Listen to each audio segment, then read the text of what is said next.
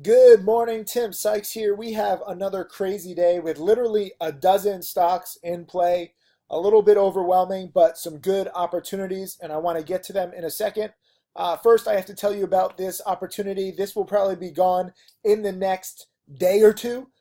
So it's a very limited short-term window that you have to go to traderandinvestorsummit.com and get your early bird pricing for my upcoming conference. This will be in Orlando in September, and it is 3 days. So you can lock in the early bird pricing, just $297 for the first 200 people who register. I highly, highly, highly encourage you to go. I'd love to meet you guys in person, but also it's not just me. It's also my top students, Tim Grittani, Mark Crook, Michael Good, Superman will be there. Several other millionaire traders will be there. We'll be live trading on Monday, September 12th. But go to traderandinvestorsummit.com. You can see all of the details, and I really can't wait to see you guys. Also, I got to give props to students today.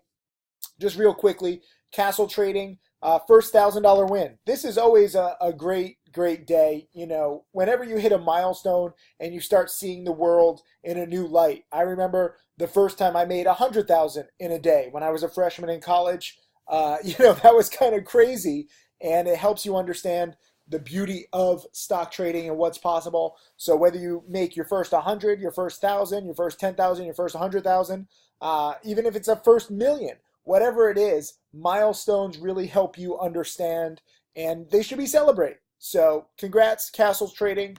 Here's KK, made a nice trade on MGT. Lucas made 720 on MGT. Dan the Man, this was a nice patient play on TWLO, which was one of the hottest IPOs. A little higher price than I like, but he made $10 a share, so you can't complain about that.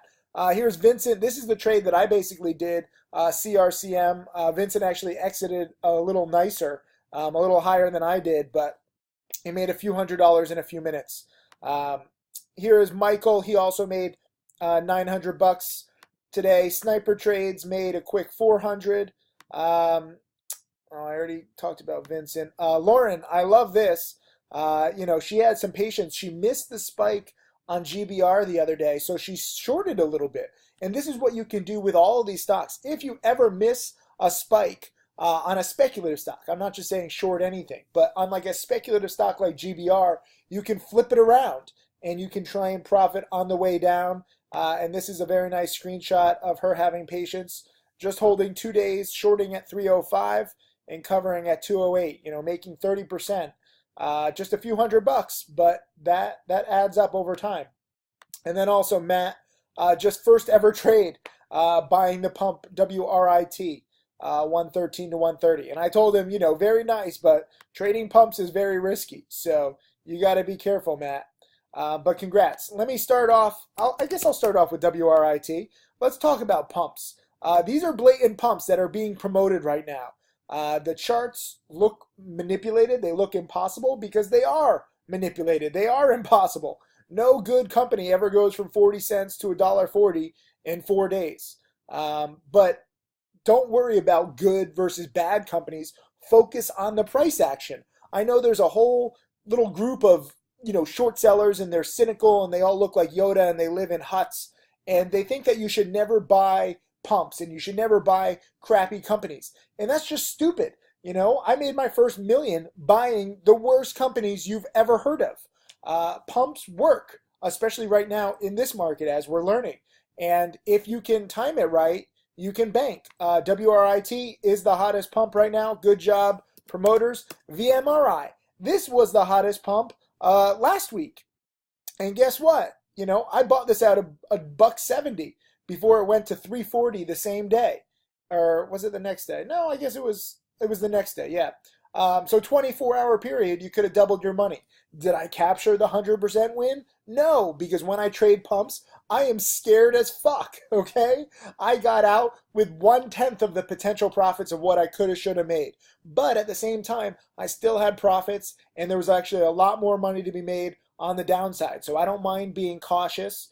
And congrats to my top student, Tim Grittani, for making roughly $30,000 in 2 days on the long and short.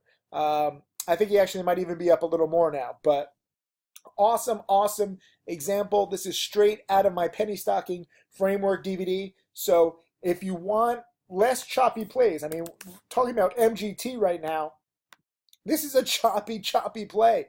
I don't know what it's going to do. You have a morning spike, a morning panic, a little rebound, a little consolidation, a little spike, a little consolidation, another spike, probable double top, now more consolidation.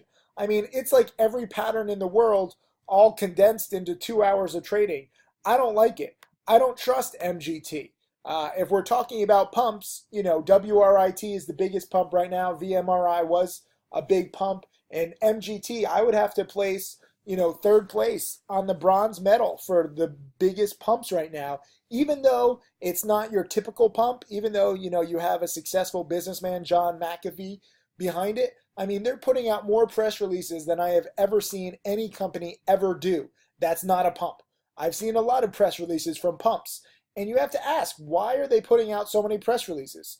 Is there really so much stuff going on with the company? The answer is no. There's a lot of stuff going on with every company. But this company specifically seems very interested in getting their stock price up, getting every single thing that they do noticed. If John McAfee takes a dump, they'll put out a press release saying it was a successful #2 launch today.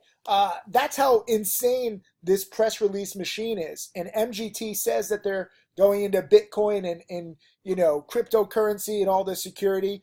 I think that they should change business models and go into the PR business because they are fantastic at PR. Who else could put out a press release about John McAfee taking a dump and it being successful? I'm kidding about the dump, but I wouldn't be surprised if they put out similar ridiculous type press releases. And they have been pretty much every single day. So I don't trust it. I just don't. I've missed out on these run-ups lately. I was dip buying this in the 250s and 240s, and I was taking a lot of heat because I was technically buying a pump.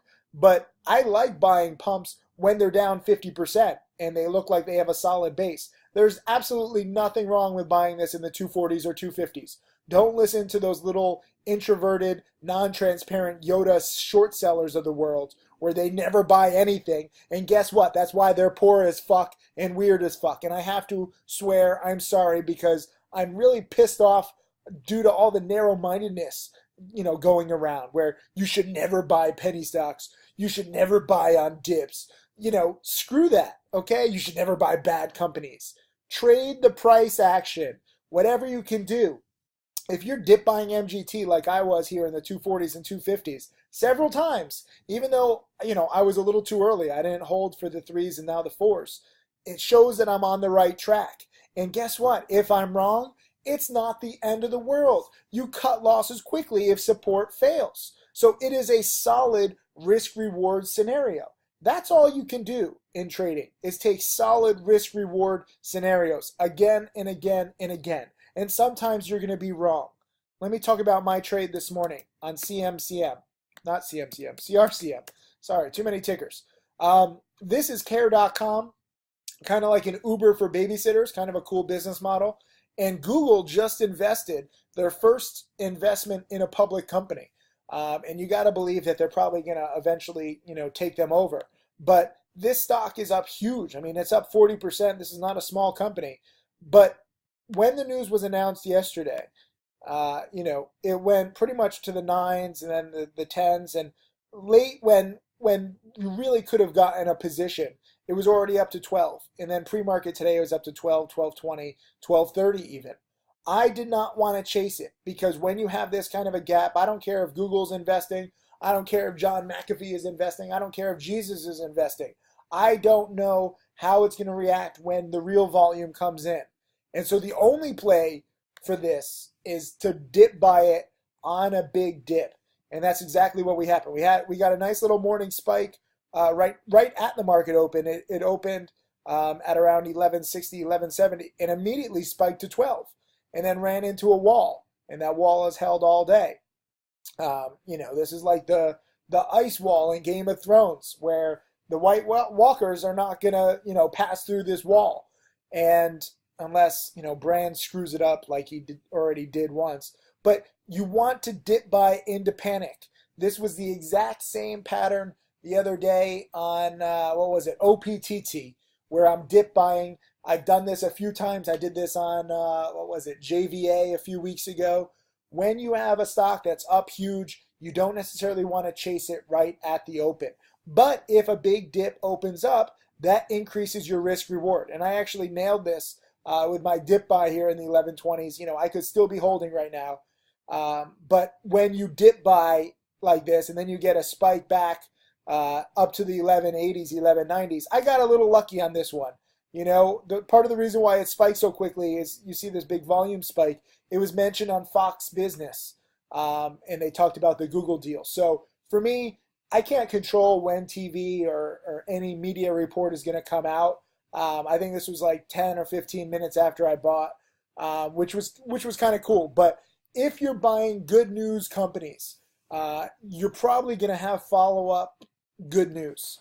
And it's just as the story spreads, because frankly, with these kinds of companies, you know, even though this is an $11 stock, not quite a penny stock, it's still part of the small cap regime where mainstream financial media does not cover it every single second. So you get follow-up media coverage. You know, you had one media coverage here, and then we had another media coverage here.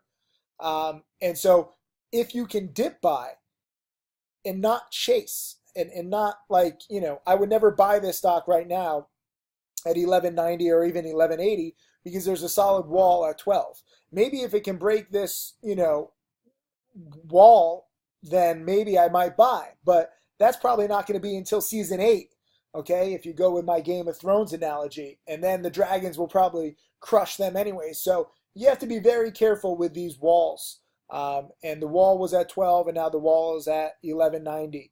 The only opportunity to make money is to dip buy this. And even though this is choppy, you know, even though this looks kind of crazy, it's a lot easier than a stock like MGT, which is making new highs, then new lows, then another new high, and now it's, you know, mid-range. CRCM, you have really positive news with Google investing, you know, I think it was close to like $50 million. I mean, this is not a small investment in this company. And MGT is just press release, press release, press release. John McAfee taking a number 1, John McAfee taking a number 2. And that's how, you know, MGT goes up. I would much rather buy a stock like this with a solid catalyst. And that's why I didn't touch HNR. You know, this was too quick of a spike. And I won't touch it, but congrats to those of you who nailed it. VBLT is another morning spiker, and that's coming down a little bit. AKER had some positive news. This was a morning spiker that didn't really last that long. GBSM had some news, and this couldn't even spike at all. I mean, this one has had so many spikes. This spiked big last night after hours, but today it's just done absolutely nothing. So be careful with all of these spikes. Yesterday, I should mention, I bought TWER on the dip here. In the 16s, okay? It already had a big spike. I'm sorry I didn't get to do a video lesson yesterday. Yesterday was a crazy day for me. I gave a challenge webinar, so I answered a lot of questions. But for those of you asking, you know, why did I buy TWER? This is also a pump, but it has a history of spiking big. Now, most importantly, this guy Barry Honig, who's a professional pumper, owns 10%. And you got to think that, you know, if a professional pumper gets involved, what's he going to do? He's going to pump. So you're just waiting for the setup. And yesterday it turned out to be record volume. So again, I did not want to chase it yesterday. Very similar to CRCM, where, you know, the news wasn't that it had any good news. The catalyst was the fact that it had such a huge morning spike on such huge volume. So I wanted to dip buy. And that's exactly what I did here. And we got a nice uptrend. We got a nice breakout of the day high. But the reason why I was selling here in the 19s, and I gave this one, you know, hours. Some of you guys are not used to that, where you're like, oh, you're in and out in 15 minutes or an hour or 30 minutes. I'm in as long as I feel comfortable with the price action. With TWER, I gave a huge amount of time, not because it's a good company, not because I was so sure of it, but because the price action was good. And I thought that it could retest the morning high of 19. And my whole goal when I was buying it in the 16s and 17s was that I thought that it could get to the 20s. And if you remember, I mean, this was one of my biggest winners in June. You know, I was buying this at 20 cents. I sold at 25 and 28. It went up to 32, and after hours it was at like 34. So this has a history of really spiking if it can get going and if the volume can get up. And we saw that yesterday and today also. But the reason why I sold, I gave it one chance to break out. I did not sell into this breakout. I don't want to sell into a stock that's making a new high. I know there's some people out there, they're like scalpers and they sell into strength and they buy on dips. If a stock makes a new high, that gives me more reason to hold it because now it's a breakout. And I thought that it could actually get to the 20s. And if it get to the 20s, you know, it could go supernova again. As it turned out, though, it came right back down and then tried again. And now we have, look at this, the Twin Towers. I make a lot of analogies, deal with it. 19 and a half. Okay, so when you have a double top here like this, and yes, technically it is a breakout over the morning high, but I don't like double tops, okay? And I don't like stocks that can barely break out. It's really unfortunate that the breakout was only half a penny a share, but I don't get to choose. I mean, this thing is trading 40 million shares. Barry Honig, for all I know, is selling into this. I don't know what's going on. I'm only buying this because of the huge volume, because there's a professional pumper attached, and he's probably planning some pump in the near future. And when you're planning a pump, as these promoters like to do, they like to get the stock up in advance so that, you know, the pump can be at even higher prices. But when there's a double top, I'm sorry, I'm out, and I don't give it another chance. And as it turned out, you know, it closed in the 17s. Today, yet again, I didn't even trade it today. And yet again, what did it do? It finished right here at 19 and a half. So 19 and a half is now clear resistance. So I will not be buying until it breaks out and until that breakout is convincing. I'm working on this new DVD called Trader Checklist. It's really going to help explain all of this stuff much better. I know that some of you guys who think that you can like learn everything for free and you don't learn the subtleties of the market, you're like, well, technically this is a breakout. I read breakouts you want to buy. Why is this going down? Well, because penny stocks and breakouts, it's not an exact science. You need a convincing breakout, and you don't need a double top, and you don't need a triple top. And as you see, these were, it was a very good trade on my part. Buying it in the 16s and 17s a few times and selling in the 19s. I took the meat of the move, and more importantly, I really gave it time, and I wanted to see how far it could go. I forced the stock to show me how to trade it. I reacted to the price action, and that's how you should always be. Not that this is a good company or this is a bad company. Don't listen to those Yoda introverts, who don't even show their real name. Do you know how many people there are out there who pretend to be experts and they can't even show their real name? If you're an expert, show your real name. Show your face. Don't be a Yoda introvert. Also, BSPM was my play yesterday. And again, I got a lot of hate from the Yoda clans about this. And it's kind of funny because this one, has been spiking. It's come down. It's a very sketchy stock, and short sellers are obsessed with it. They think that this thing is just worthless. And for me, I'm not trying to value the company. I'm more interested in reacting to price action. You got a big morning spike, a second morning spike, a third morning spike, and yesterday was its fourth morning spike in a row. And yesterday, unlike the previous 3 days, it didn't just morning spike and then fade. Morning spike, fade, morning spike, fade, morning spike, fade. Yesterday, it had morning spike, consolidate, new high, consolidate, and then it kind of like triple topped. And so I was, I made a mistake yesterday. I bought this here at around 5-ish, thinking that it was going to kind of like invert the pattern, and it could break out past 5 and then morning spike today to maybe like 550. And I thought that because everyone was anticipating the morning spike, you could buy it a little early. And I think I was buying it at 2:30, 3 p.m. Eastern. Normally, I like to buy at 3:30 Eastern because then it lessens your risk because you kind of know where the stock is going to close. You're buying near the market close in specific anticipation of a morning spike the next day. But I thought people would anticipate the morning spike, and that way I thought that it might have a good chance at an afternoon run-up. And I was just wrong. And I cut losses quickly. But yesterday, and we actually did get a little morning spike today, but the resistance at 5-ish hurt again. So the key on this one is, okay, it has morning spikes, but 490-ish, big time resistance. So you don't want to be buying there. And also, the longer, the Yoda creatures are right about this. The longer it fails to break 5, this actually probably will come back down to the 3s. So it's tough to try to guess, is it going to break out? Is it not? As long as it doesn't break 5, shorts are in control. But in control for what? I mean, I had a 3% loss, and all the little Yoda creatures are like, "Oh, you had a terrible loss." Well, listen, little Yoda wannabes, okay? And I shouldn't even say Yoda. Yoda is wise. These little creatures who don't share their real name, real pictures, or anything, they're just all over the interwebs. They're the ones who are not understanding risk reward. I lost 3%.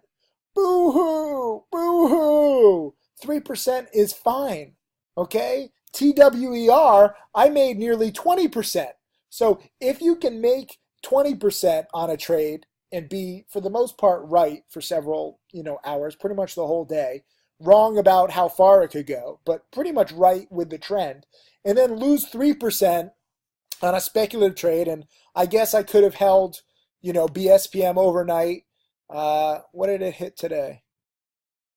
It hit 508, 509. I guess if I had waited for the morning spike, I actually could have gotten out with a small profit today, but I didn't like the way that it closed yesterday. But I would do both these trades again. If you can make 20% or even 10%, I think I did a few trades on TWER. My biggest one was 10%. I didn't capture the entire move. But if you can make 10% and lose 3%, guess what? I'm not that good at math, but your gains are bigger than your losses. That's how you build wealth over time. Over and over and over again, even if you're wrong. And BSPM, I was wrong yesterday, and I cut losses quickly. And even though, it did actually morning spike, so I was kind of on the right track, I was wrong for the time period when I held it. TWER, I was right for the time period I held it. So I'm not always going to be right on stocks. I'll probably be on the right track. CRCM, I was dead on right. I couldn't have been any more right. I alerted it perfectly. I traded it perfectly. I probably could have sold a little better, in the 1170s, 1180s rather than 1160s, but it's okay, okay? If you're on the right track and if you're right more often than you're wrong, your profits will add up, and you don't have to be afraid of being wrong. You don't have to listen to the little wannabe Yoda creatures saying, "Oh, you were wrong about this." We can all be wrong. But if you cut losses quickly, it's not the end of the world. And in fact, it's part of trading, and you have to accept that. The problem is a lot of people don't cut losses quickly. That's where trouble comes in. BSPM is back down to the 460s as I'm making this. I was in the 490s. So even now I'd be down, 5%. But some stocks don't move this slowly. Some stocks, if you don't cut your losses at 2 or 3%, you can be down 10 or 20% the next day. So I don't want to risk it. If a stock does not do exactly what I want, I get out. It doesn't matter if I lost 5 cents or 10 cents or 20 cents. I just want to try and, stop the bleeding as best that I can. And I don't worry about what the stock does the next day. Am I happy that BSPM did another morning spike today? So in effect, I was kind of on the right track. Of course I'm happy. That validates my entire trade. But at the same time, I was wrong for when I was holding the stock. So I rightfully accept my small losses. My small losses on BSPM are overwhelmed by my gains on CRCM and TWER. And just analyzing these, this small little subset of data, these 3 trades, that's how you become a profitable trader. You go in with a thesis, you trade good risk reward plays, And if you're wrong, you cut losses quickly. And ideally, if you're right, your gains are bigger than your losses. That's it, guys. Anyways, thank you again for tuning in. And I really cannot tell you enough to go to traderandinvestorsummit.com right now before the early bird pricing tickets are gone. Trust me, they will be gone. We're selling them like hotcakes, and we have a limited space this year. So get them now, traderandinvestorsummit.com. I'll see you guys in the chat room. And it's my 3-year anniversary this weekend, so I'll be a little MIA with questions, but we have enough videos and DVDs and webinars, especially you challenge students, to study on this long holiday weekend. So don't waste it. Thank you.